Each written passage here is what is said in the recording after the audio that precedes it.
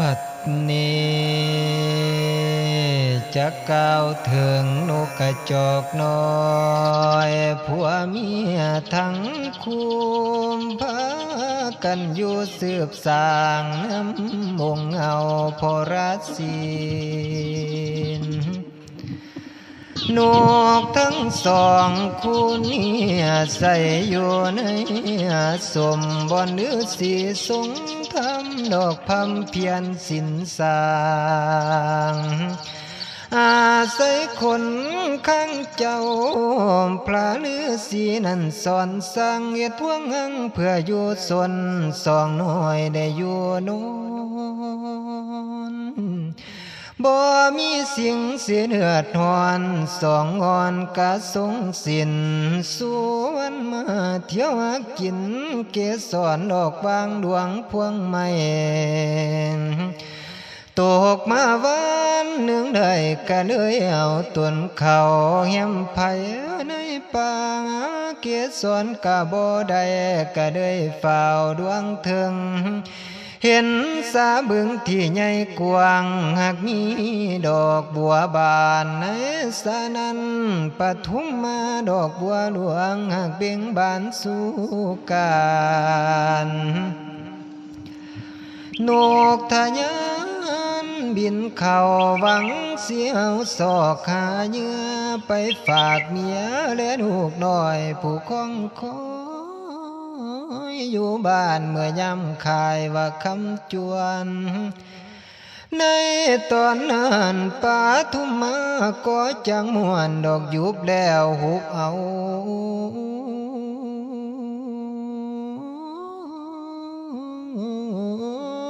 นกน้อยเมาแต่มัวดึงบ่ละวังตัวสามบัวจังกำหุบใบบ่มีทางสิบินออ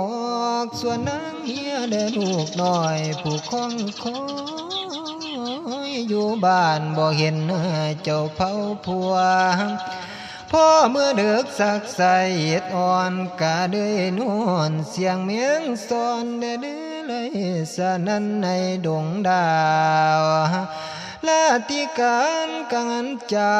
ลุนใสแสงสองเห็นแสงทองโผล่ขึ้นภายพื้นแผ่นสุธานในตอนนั้นสากุณานกน้อยที่ขาดอกบัวหูพ่อดอกบัวบานไข่นั้นปองทางก็เห็นสองใจขันแต่น้ำนองสากุนีเมียมิงป่านนี้นกแก้วกิ่งพร้อมทั้งลูกน้อยน้อยผู้คองคอยอยู่บ้านสิเป็นแท้เมียนจังใดดานาพานาง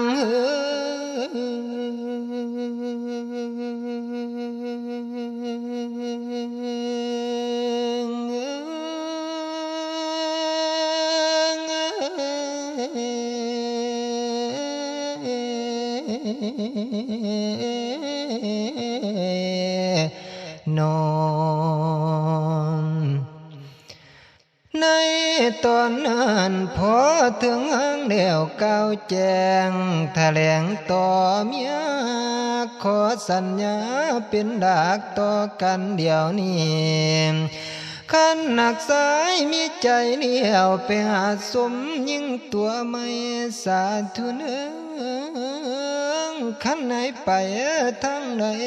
คอยเดียวเลี้ยงได้กินหายเท่าตาย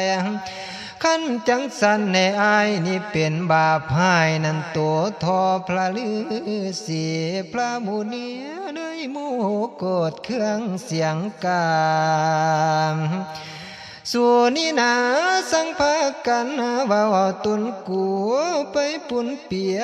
บให้สู้นี้แต่มือนี้ไว้เขาอย่าอยู่นั้นกูลำคาญขี้ขานฟังเรื่องสู่เถียงกันในอาศัยคนข้างมาสร้างจาหาเรื่อง พ พากันเถียงกันเหนื่อยบอกเก่งใจกูพ่อน้อยสากุณานุกน้อยก็เหนื่อยกลมบ่สั่งลา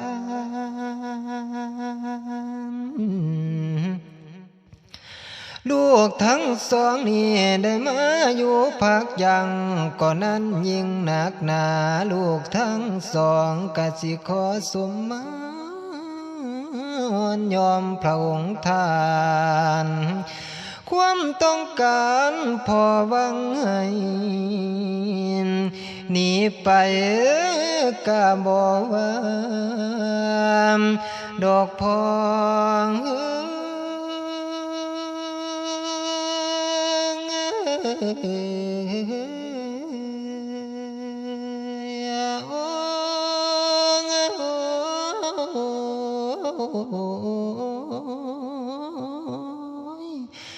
ลูกทั้งสองก็สิขอสมมา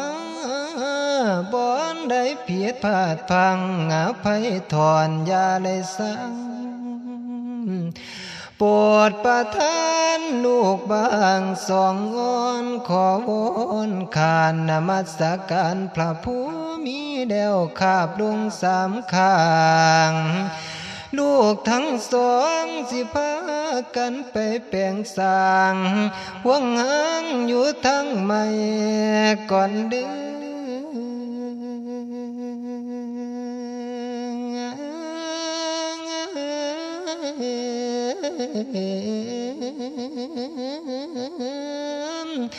ในครั้งนั้นพระฤาษีกะจังได้แถมทายได้ทรงพรลูกผัวเมียก็จังตอนลูกอ่อนออกเดินทางลูกกะบินบ่ทันแข็งยังอ่อนเองเสียงโอ้ห้องพ่อประคองต้นเขาดงเล้ากลางเล้าถึงกลางเล้าแลป่าออกก่อหญ้าแลป่าแคมมอนสถานที่นั้นมีหญ้าแฝกนั้นเกิดแอมอยู่แคมป่านาโอกนุกผัวเมียก็จังพากันถูกทอดเอายังยามพากันทำมั่งขึ้นสาบสนซ่อนวางเฮ็ดในคือคนข้างพระฤาษีพ่อเจ้ามีทั้งเขาย้อนดูพ่อเมื่อเสียเดียพ่อยจึงเข้าอยู่อาศัยเนาอยู่ในห่วงหังได้ซื่นเสยสมสอนพ่อลูกนอนหลับแล้วผัวเมียทั้งคู่พากันแปลงเป็นอ้วนสาเพื่อนางเด่นถึงยำหอนได้พ้นกายลาดูการกะเคลื่อนย้ายเข้าสู่เขตเดือนมีสาไฟกะมาลำลูกแพทย์เผาป่าเล่าพ่อเมื่อไฟลำใหม่มาถึงกลางเล่านุกผัวเมียกะจังเบาจัดตานว่าโตกันตัวผัวนั้นก็จังปากตานสิขันหับอาสาคันตาไฟลำลูกมาหดทางของเอาเทมหันบ่มีหนทางแก่เอาควันตายดอมลูกนางเมียอุกังแค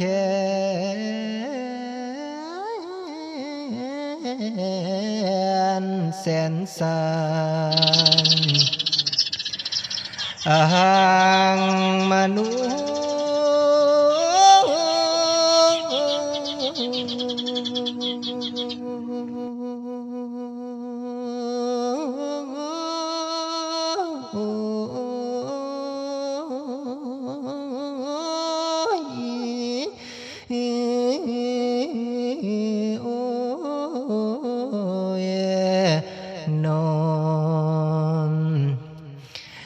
นายตอนนั้นนางจึงกล่าวว่าสาธุเนื้อ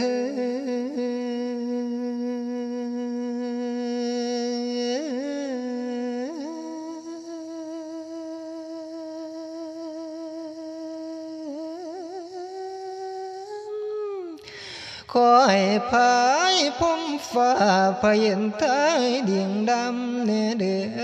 สากุณีขอนำขอให้มาซอยคำนำอยู่เพื่อสวยสู้ไฟกำลังลูกไม่เล่ายังเผาผ่า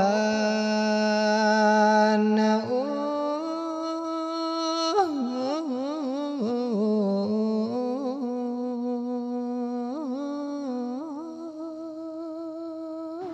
ขอบคุณทุกท่านติดตามรับฟังนางนกขออธิษฐานให้พันนี้ไปพ้นขอผลบุญของข้าจงนำมาสู่ซอยเด้อนั่งสงสารลูกน้อยกำลังห้องอันอยู่คงผิดหวังในข้าวนี้ไฟทวีลำป่าไม่เข้ามาไกลหัวใจน้องกะมิ่งมนจิตอาวรณ์แต่น้ำสู่ขนิ่งน้ำแต่ลูกอ่อน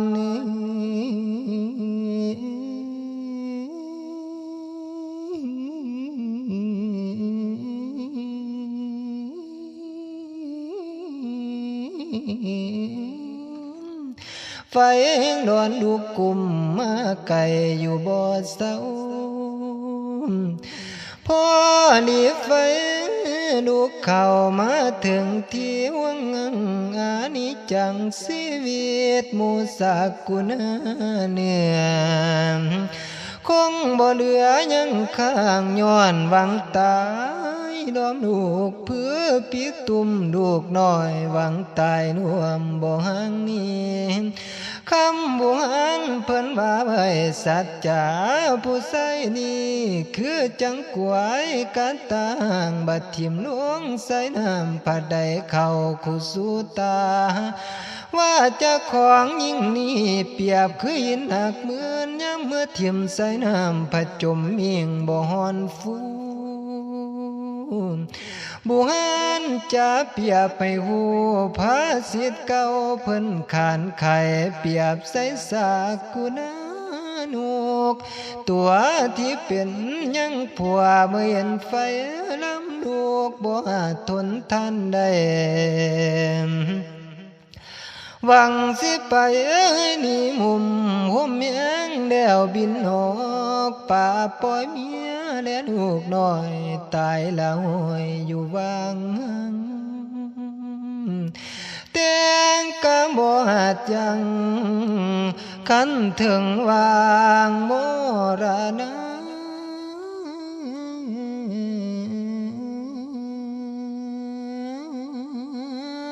แปลวไฟมาถึงท้องปองสิบินบ่มีมุมก็เลยจมอยู่ในดาวไผพนมพร้อมพำหอดวังกำของลูกน้อยเนื้อตายจอยจางแม่นกำ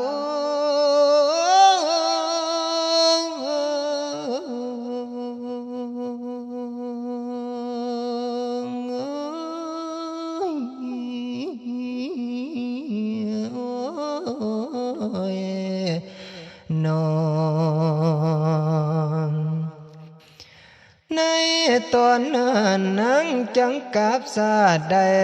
มาเกิดเป็นคนประสดที่เป็นมุตรีของเมเทวีเดียงสายทั้งเมืองมาทำเบาทำจากะบ่ปากนางระนึกสาดได้บ่จาต้านต่อผู้ชายน้ำมาก่อนกะบอกไว้เอิ้นซื้อจันทจรเนานครกรุงศรีหากบ่มีผู้ใดเท่าจับสำเนาพ่อหูนิทานก่อนนกกระจอกเทศในฟัง เพียงย่อ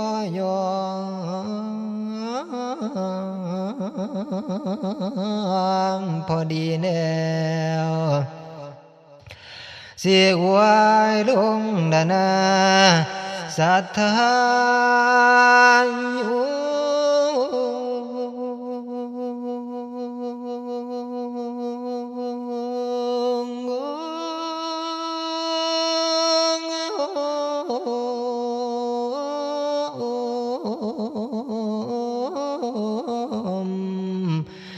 นอ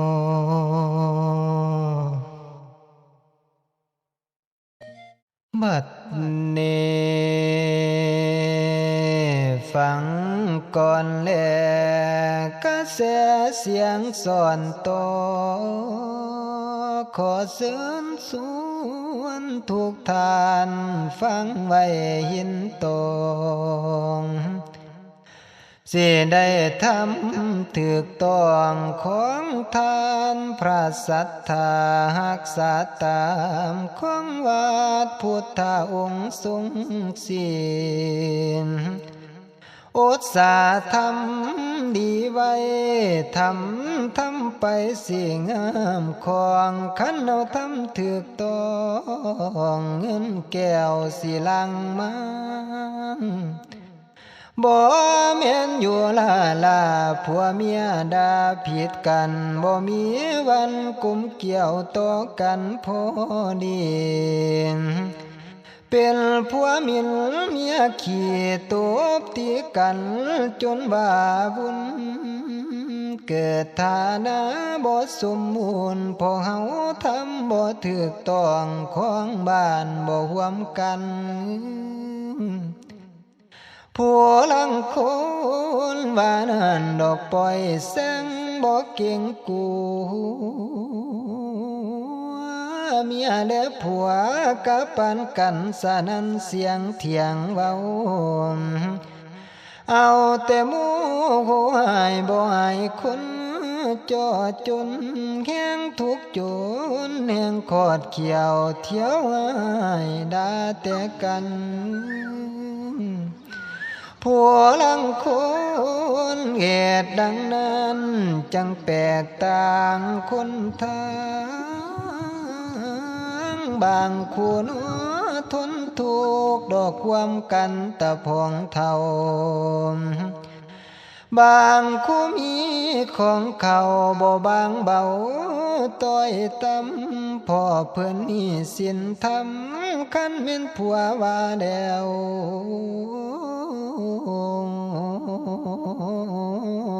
เมียแก้วกะบ่เที่ยงนั่นล่ะนะสานทาง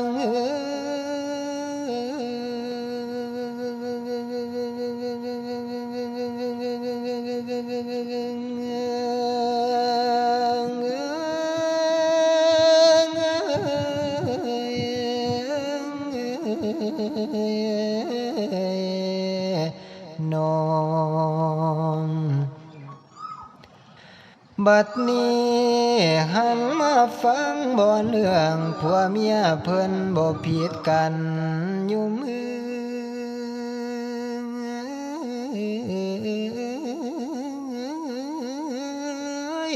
แม่นสิเป็นคนทุกข์ต่อไปก็รวยได้ยังมีสองเครือเท่าตายายผู้เบาของเป็นคนทุกข์ยากขายอาศัยมันดอกเพิ่นกินแยกทั้งผากะขาดกินบ่มีผู้สิสงสารไปขอทานน้ำบาดหมู่พระนินเพิ่นทานให้แต่ว่าสองเครือนั้นบ่ผิดกันจากเถื่อเสื้อว่าเป็นผัวเมียบ่เคยได้ด่าปล่อยหักษาไว้นั่นฝ่ายสิ้นมือหนึ่งนั้นกินแรงเสียสัวสิ้นผัวเลยกล่าวคำแถลงเท่ากับแปลงคำว่าต่อเมียขี้คอย ว่าเท่า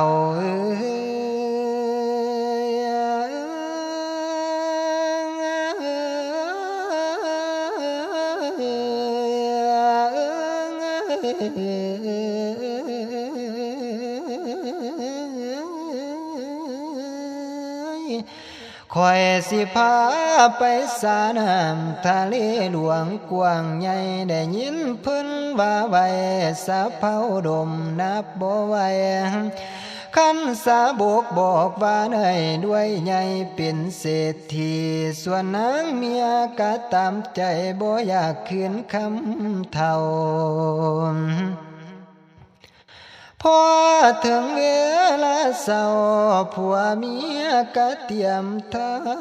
พากันหากะควงไปถึงเท่าที่ประสงค์พากันลงวังน้ำทะเลหลวงกว้างใหญ่คู่กะขันบ่ได้พอมันกว้างสัวตาสองผัวเมียกะบ่สาพากันซอยสาไปบ่มีเนื้อคำจาดื้อดาเถียงโพน้อยน้อยพระเหียนก็เลยงอนสอละยันสอดส่องมองเห็นสองท่านเท่าสานำอยู่ทะเลอกสิเพพังมังเสียทั้งซอยทั้งคู่แนวสานำบกขันคู่ผู้ใดว่าเสียงสร้างเป็นบ้านั้นหากินจึงเสด็จเต่าปีนหีบลวนลงมา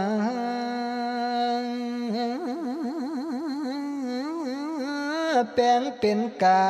ตัวดำเดี่ยวเสื่อนบินมาไกลผู้ผัวไว้ว่าฝ่าวกาข่าวบอกเมียว่ากาข่าวเท่ากาข่าวเมียก็เลยว่าเอิ้นข่าวแท้นั่นแน่จริงส่วนพระเอียงกะบ่นิ่งแปลงเพศต่อเป็นป่ายุกไฟอังกลางทะเลยืนมาไงเลจองผู้ผัวมองเห็นแล้วฝอยหางปลาเข้าใหญ่บอกเมียเบิ่งไว้นั่นแม่นปลาคอกังฝอยหางสิอยู่กลางส่วนนางเมียกะบ่ห่างปลาเข้าใหญ่กะตามมัน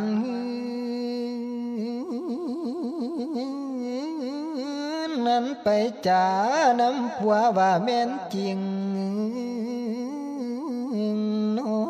ป่ากังพระอินทร์ฟังคำเบาสั่งมาจะถึกสอ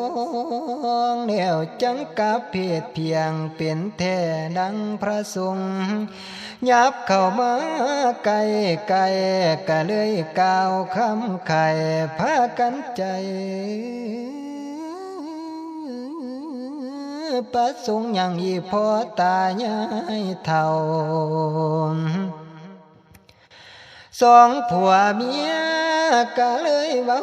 สาวเงินในสาเผาอันมันดมอยู่กลางแก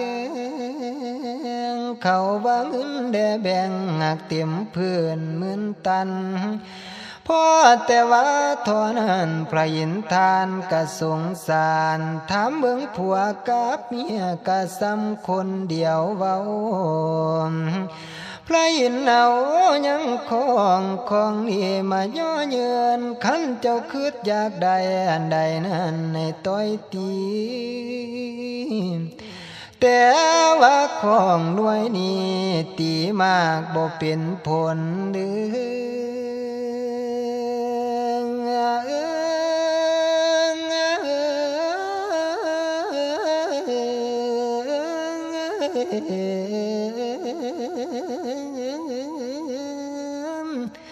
เตียสามุนกะมุเรียตั้งแต่พอเพียงนา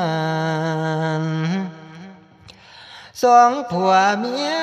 ก็เลยดันกลับคืนเมื่อรีบด่วนเอาแต่คำมวนมู วนเปลือกสากันเหียบห้อยเสียวเทสิ่งใดตีบาทหนึ่งการได้เฮือนดังใหญ่สวยดูตีบาทสองเอาเงินคำดอกให้หน้าตากามกาบทั้งหัวควายมาเรียงกันมากองกายตีบาทสามเอาถาดหญิงถาดซ้า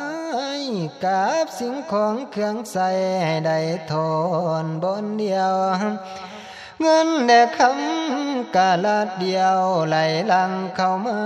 หาพากันหายความทุกข์กี่พอตายายเท่าเป็นพอคำเจ้าบ่ผิดกันจากเถื่อนเสื้อว่าเป็นผัวเมียเปียประดุดดังแก้ว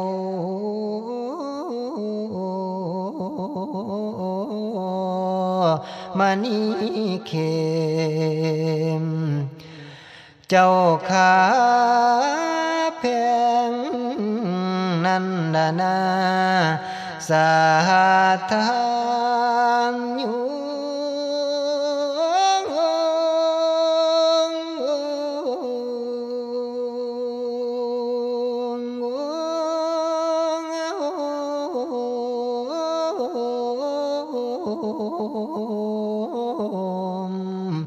นอนข้าวอันนี้กะจังแจ้งถึงญาติมีดมวนสหายจากบ่มาแต่ทั้งใดพ่อใหญ่กูเขาเว้าก้าวถึงสองเขือเท่าผัวแด่เมียผู้เป็นเสียวเที่ยวขอทานเพื่อนบ้านบ่มีมือสิพากเศร้าแห้งทุกจนความปากเว้าบ่เข้าหอมดอมกันดันทุลังบ่ลงลอยต่อยตีกันบุญไปเพิ่งบุญนะขอเข่าเศร้าสานาก็ขาเขียนบ่ให้พระบ่ให้นินผัวกะเก่งเมียกะกาจะเว้าบ่คงกันมือหนึ่งนั้นได้ยินข่าวของสหายดีใจหลายพากันไปย่องยามสิถามเบาพ่อแต่ไปถึงเท่าเหือนเกิดตั้งแต่ก่อนทำไปหมัวทุกตอนบอนเพื่อนมีมากล้นของใส่เดือนประมาณสองตายายก็ก้าวตานบอกเราไปตามจริงว่าพากันไปสาเมียนาที่วังน้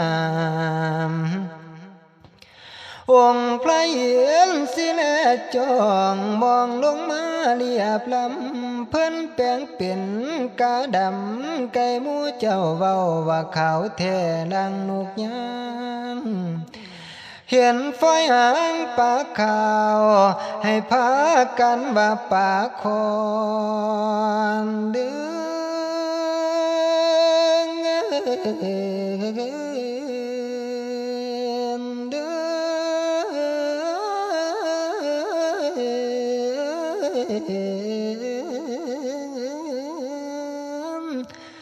เพิ่นสิโยของให้นันตีใน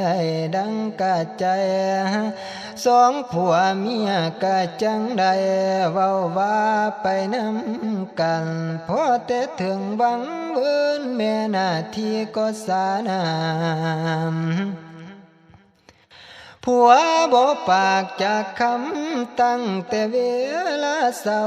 ถึงเพี้ยนบ่เว้าสู่เมียเจ็บแหวยังบ่อยู่กะเลยว่าบากเท่ามึงเป็นบ้าหรือว่าดี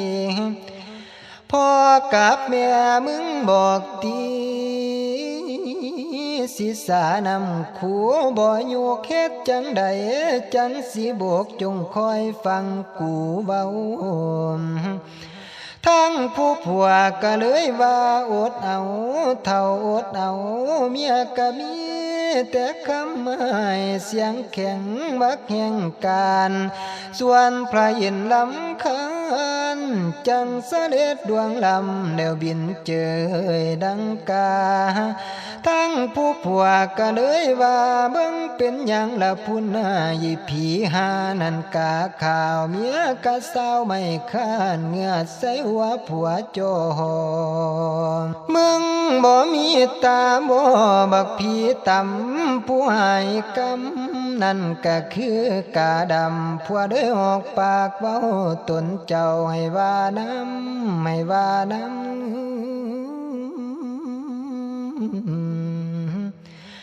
ทางผู้เมียอดสาวาเอกซ้ำตัวนั้นแม่นกาข่าวแต่ว่าทางใจกูกะว่าเป็นโนดำแทนพระอินทร์แวลงน้ำแปลงเป็นปลาขาวใหญ่ผัวเด้ยสิบอกให้เมียนั้นเบิ่งดูผัวว่าเบิ่งนั้นดูปากคอเพิ่งฟอยข้างเมียกะวางยังคู่เดียวดาผัวคือเขาว่าหนูนาบักผีเท่านั้นฟอยหางปากเขาใหญ่ทั้งผู้ผัวก็เลยว่าอดสาเบาลงไปไก่สิหอดบางแล้วสิมีมั่งดังเขาเมียก็เลยอดสาเบาว่าปากคอบอกขอเถียงแต่ว่าทั้งใจกูกะว่าเป็นป่าขาวส่วนพระอินทร์ก็เลยฝ้าวแปลงเป็นตาผาขาวของมาย่อยืนเพิ่นลำคาญสองผัวเมียพากันเมาแต่เพื่อนโดดเถียงแท้ตั้งแต่กันพอได้เดียวเท่านั้นเท่าก็เล่าคืนกลับไปเถียงกันหมดคืนกะบ่ตกลงได้ผัวยักเที่ยวไว้เฮือนศาลหลังบักใจเมียบ่สนใจขี้ข้านปาดขี้ข้านเมียนเฮือนกวางกะบ่ดีเถียงกันแต่เรื่องนี้จนลาอ่อนได้นอนหลับเลิกสมควรผู้เมียลูกตื่นมาสิจาเว้าลูกขึ้นมาไว้เท่ามาฟังเอาคอยสิว่าพัดแต่เอากันมาคอยบ่ตีบางใดตีว่าเจ้าผู้ให้ขอเจ้ากะพองยาวคอยสิตีให้เจ้านั้นหายจากคอยาว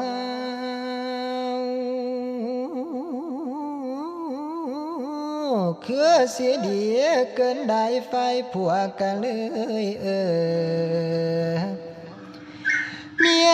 เลยเตียยังของขอผัวผาลูบตำเห็นผมดำอยู่ปื้อดอกทางหน้าโดดบ่เย็นผัวเด้ยปากบ่ได้ให้เมียเราตีคืนเฮ็ดจังใดสิทนไว้กะสร้างเป็นแทนหัวเจ้าเมียเลยเอายังของมาตีซ้ำต่อว่าสาธุสาธุสาธุเด้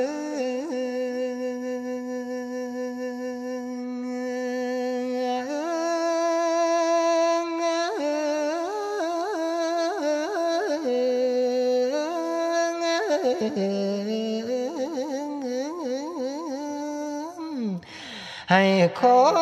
ผัวผู้ขานั้นยาวแท้อีดี เตียลงไประบาดนี้ผัดเหย้ายิ่งเกินประมาณไปตั้ง6-7ว่าฝ่ายเมียผัดใจหายหอดย้ำกินใส่ไม่สาวเมียแพงขี้ขานเตงปานกับแย่ไข่หมูแดงซ้ำสิกินอิ่มท้องได้โหห้องทรงบ่ไหวเมียได้อดบ่ได้จังได้เล่าตีคืนครบ3 หนกับงดเรียตั้งแต่พอเพียงนั้นสองผัวเมียก็เลยอันตันสมองทั้งสองฝ่ายพากันถูกยากหายคือดามเจ้าดังเดิมนี่ล่ะเพิ่นจังเพิ่มสอนสั่งให้ฟังเอาคนสิมีหรือทุกข์ก็พอคำจะเว้าถือเอาตามคำเฒ่าผัวและเมียคู่ก่อนเบาน้ำกันอ่อนตอนอย่าถือเฒ่าคู่สองผัวเมียทำถึกต้องบ่มีสิ่งใดปานแม่นสิทำแนวใดก็มั่งมูลคุณค่าพากันจำเอาทอนและสังวนต้องไตเด้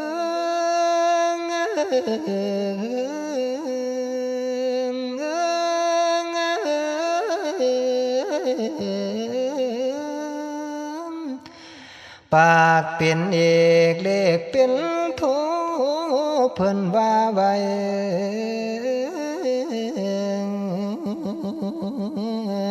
อย่าลืมคนที่เพิ่นสอนนั่นล่ะนะสาธารอยู่